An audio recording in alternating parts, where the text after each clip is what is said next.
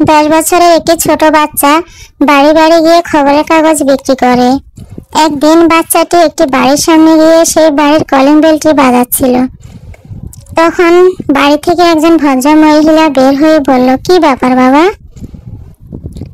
ছোট বাচ্চাটি বলছে, আন্টি, আপনার বাগানটি কি আমি পরিষ্কার করে দিব? তখন ভদ্র মহিলা বলছে, না না বাবা, কোনো দরকার নেই। তুমি কেন আমার বাগান পরিষ্কার করবা? আজ সকালে তুই খবরের কাগজ দিয়ে যাসনি কেন? ছোট বাচ্চাটি বলছে হাত জোর করে, আন্টি করিয়ে নিন না কাজটা প্লিজ, আমি সুন্দর করে করে দিব। খুব ভালো করে আমি বাগানটা পরিষ্কার করে দিব। আর আজকে কাগজ ছাপা হয়নি, কাল স্বাধীনতার ছুটি ছিল, এই জন্য। সে ভদ্র মহিলা বলছে একটু নরম সুরে, আচ্ছা ঠিক আছে বাবা, কত টাকা নিবি তুই? ছোট বাচ্চাটি বলছে, টাকা লাগবে না আন্টি, শুধু আমাকে কিছু খাবার দিলেই হবে। ভদ্র মহিলা বলছে, ওহ আচ্ছা ঠিক আছে ঠিক আছে, খুব ভালো করে কিন্তু কাজটা করবি, ভালো করে পরিষ্কার করবি কিন্তু। হঠাৎ করে ভদ্র মহিলা চিন্তা করছে যে বাচ্চাটি সারাদিন মনে হয় কিছুই খায়নি, ওকে আগে কিছু খাওয়ার দেওয়া দরকার। তখন ভদ্র মহিলা ও ছেলেকে বলছে, এদিকে আয় বাবা, আগে তুই কিছু খেয়ে নে, তারপর কাজ করিস। ছোট বাচ্চাটি বলছে, না আন্টি, আগে আমি কাজটা করে নি, তারপর খাবার নেব। ভদ্র মহিলা বলছে, আচ্ছা বেশ, এই বলে নিজের ঘরে চলে গেল। তখন ছোট বাচ্চাটি 2 ঘন্টা পর এসে বলছে, আন্টি, ও আন্টি, দেখুন না কাজটা কি ঠিকঠাক হয়েছে? তখন ভদ্র মহিলা তাকিয়ে বলছে, আরে বাহ, তুই তো সুন্দর কাজ করতে পারিস, তুই বাগানের আশপাশটা খুব ভালো করে পরিষ্কার করে দিয়েছিস, আমার খুব পছন্দ হয়েছে।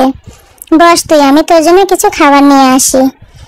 ভদ্র মহিলা ছেলেটির জন্য কিছু খাবার নিয়ে আসার পর খাবারটি ছেলেটিকে দেওয়ার পর ছেলেটি কি করছিল, পকেট থেকে একটা পলিথিন বের করে খাবারটা পলিথিনের মধ্যে ঢুকাতে লাগলো। এই দেখে ভদ্র মহিলা বলছে, পেটে প্রচুর খিদে তোর, আগে খেয়ে নে খাবারটা, প্রয়োজন হলে আরো কিছু দিব তোকে।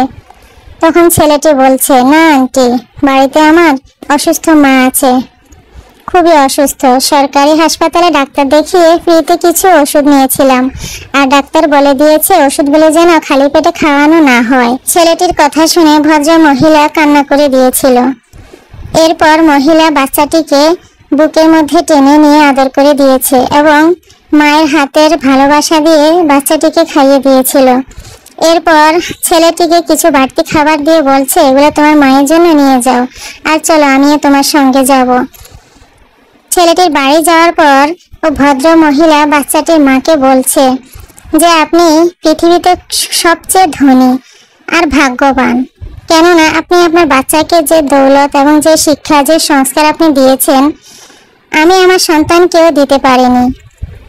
এই কথা শুনে ছেলেটির মা কান্না চোখে ছেলেটির দিকে তাকিয়ে রইল। তখন ছেলেটি মায়ের বুকে এসে গলা জড়িয়ে কান্না করতে লাগলো।